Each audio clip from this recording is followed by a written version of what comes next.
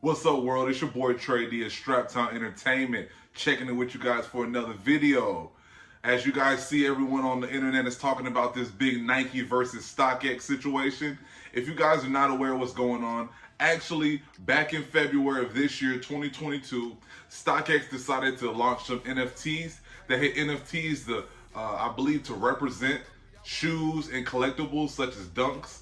And there were NFTs that launched on StockX. And I was pretty under the assumption that Nike was aware of the NFTs that StockX launched, especially since they use likeness of such silhouettes as the Dunks, and I believe they had Jordan 4s and Jordan 1s. And believe it or not, the NFTs on StockX was very profitable. The day that they announced it and it went live, I actually tried to purchase a Panda NFT, a Panda Dunk low, and they actually were selling upwards to $1,000. The physical shoe doesn't even resell upwards to $1,000. So that has to let you know Nike definitely had that on their radar, and they wanted to find out why StockX would do something so blatant.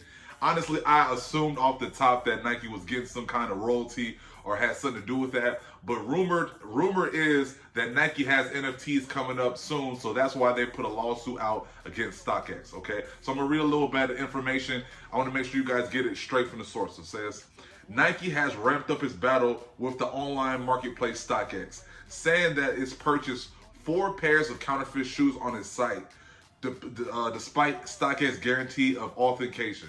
Okay, so obviously that was in February. So now let's forward to May 2022. StockX actually gets sued by Nike because Nike claims that it purchased 4 pairs of counterfeit shoes on StockX. So StockX is a second marketplace online that you can buy collectible shoes, streetwear, jewelry, pretty much anything that you can purchase.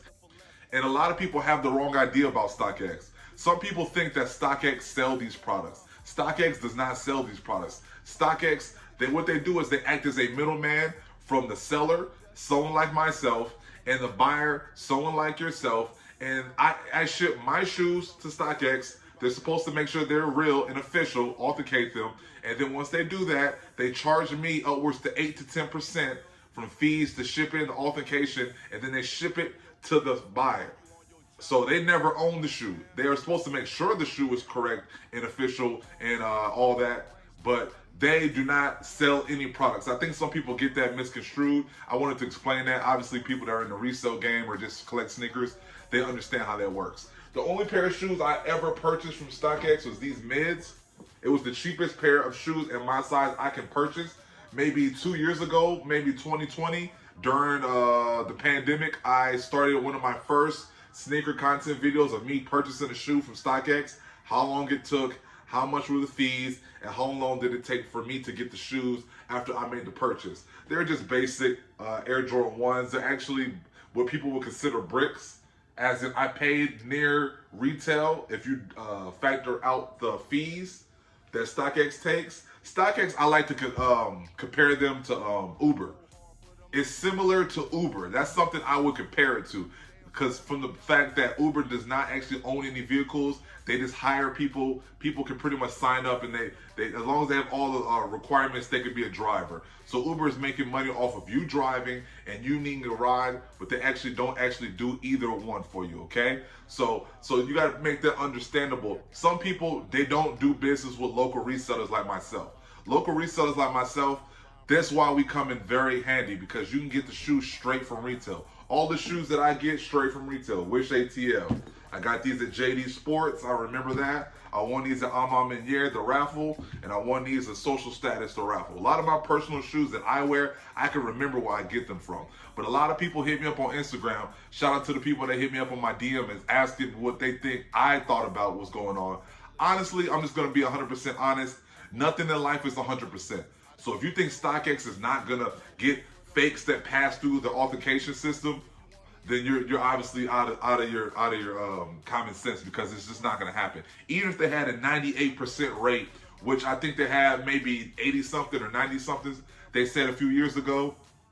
But you got to understand, they're under new management and new ownership. I believe Josh was the name of the guy that originally came up with StockX. He cashed out and sold it for millions of dollars a couple years ago, if not last year. And you have to remember, StockX isn't going anywhere. This might be a minor road bump for them.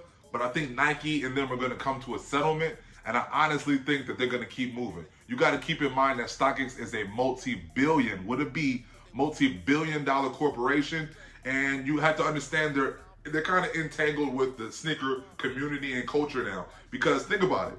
If you had a website that people are buying tens of thousands of your shoes on, it's considerably free marketing and free advertisement. So why would you want them to really go away? I don't see Nike want StockX to go away. I think they want them to pull their NFTs, because Nike's going to roll out their own NFTs, and obviously they're stepping on their foot of their rollout by doing their own, especially without consulting Nike, which is a bad business move in my humble opinion.